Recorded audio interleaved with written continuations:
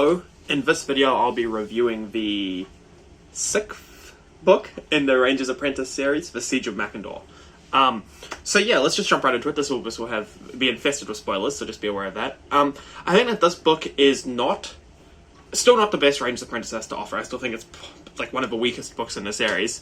But with that said, I do think that it is a marked improvement on the previous book, The Sorcerer in the North. And I think that that's just as a natural result of the structure of the story, which is to say that The Sorcerer in the North was just an unfinished book, as in The Sorcerer in the North was just the first half of this book. And so that kind of left you with where it was a lot of setup and no real payoff, right? And so just naturally, by the way the structure of the story works, this book I think just had to be better because this book actually has the payoff that all that setup was for. So because of that, I would say that this is a better book, right, and a more enjoyable experience. But with that said, I still think that it kind of suffers from a lot of the same problems that I described in the first book. In the previous book, and in my previous review that I described, which is that, I don't know, like I said, I just kind of felt like this wasn't where I wanted the story to go. It just felt like just a total diversion from where I thought the story was going, from where I wanted the story to go.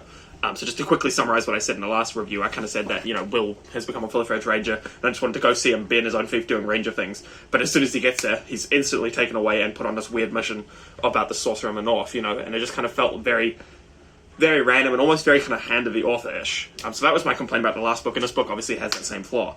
But, like I said, this book is strong because this book actually has the payoff, so, we finally see, the villains who were revealed in the previous book get their comeuppance, they take over the castle, the villain Karen and the sort of sub-villain John Buttle, his henchman, both both get killed. And I will say that it gets a little bit dark. I mean, Karen gets his face burnt off with acid and thrown out of a tower. So young adult or not, middle grade or not, there's a bit of a violent death. So yeah, I thought that was interesting. So yeah, just to go through some of the strengths of this book, like I said, it has that nice payoff. We finally, we get to see the story get resolved, which we didn't get in the last book. I thought that it was really nice to have Horace back, because I think just these books really just pop off when we get to see Will's relationship with the other characters, mainly Holt, but his relationship with Horace as well was really cool and interesting and fun. They're just a couple of, young best friends. And so I was very happy to have Horace in this book. I also just think he's a cool character and I like him a lot, so I think that was a nice strength for the story, just having him back. And seeing his relationship with Will. I liked the battle scene at the end. I think that was just strong and cool and interesting, and I always actually like Ranger's Apprentice battle scenes. I think he does a very good job of giving you both a bird's eye view of a battle so you know what's going on, whilst at the same time keeping you in the action and keeping you, in the heads of a character so you see it from their perspective as well. I think he's very talented at doing that, this author. And so I enjoyed the battle scene a lot. I enjoyed the Scandians. I basically am just a massive fan of Scandians in Ranger's Apprentice at all times. I just think they're funny and cool. Obviously, very stereotypical Vikings, We've even got the horned helmets, which are not really a thing historically, but of course this is fantasy, so we can do what we want. And yeah, I just really enjoyed having them around. And yeah, I thought that this book, while it's not the best of Ranger's Apprentice, it still has all the Ranger's Apprentice sort of hallmarks and or most of them, and it's still quite fun. A couple of negatives. I'll say that this book didn't quite have some of that pacing that some of the previous books have had. I felt that there was a fair bit of dead time in this book. Like, a big part of it is just Will in the forest talking to Alice and her talking back. There's even a couple of page scene where they're hiding under a cart while they're waiting for a siege to start, and it's like, this could have been cut, or this could have been reduced significantly. And I understand it's there because we're getting, we're in the heads of our characters, we're getting to see things from their perspective a bit more, and it's fun to see the relationship, and it's a bit funny as well. It's a bit comedic, the scene. But I do feel like it could have been cut down. I think that's kind of endemic of some of the problems of this book, where it's like, this feels to me, this was split into 2 books.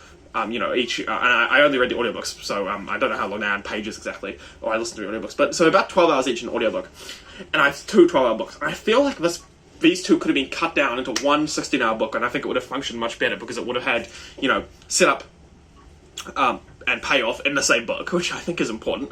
And it also would have perhaps allowed for cutting out of some of this kind of slightly slower, more boring. Oh, I don't want to say boring, because it's not that it's boring, but it just feels unnecessary. But yeah, I also will say that I quite like the character of Malcolm. I thought he was kind of cool. And it was fun to see. And also there was an extremely cool fight scene between Will and the Scotty general, which I thought was really well done and really cool. But yeah, I'll say that, yeah. So just to conclude this review, because I feel like I'm now starting to ramble a little bit, but just to conclude, I feel like this book is better than The Sorcerer in the North, but that's just kind of perhaps a natural consequence of the way it's structured, where we actually get to see the end of the story in this book, or the end of this arc. And so it's better than The Sorcerer in the North. It's still, some of the weakest Ranger's Apprentice we have, but you have to, I have to say that I love Ranger's Apprentice so much, so even weak Ranger's Apprentice is still pretty good. So yeah, I hope you enjoyed the review, and I'll catch you for the next one.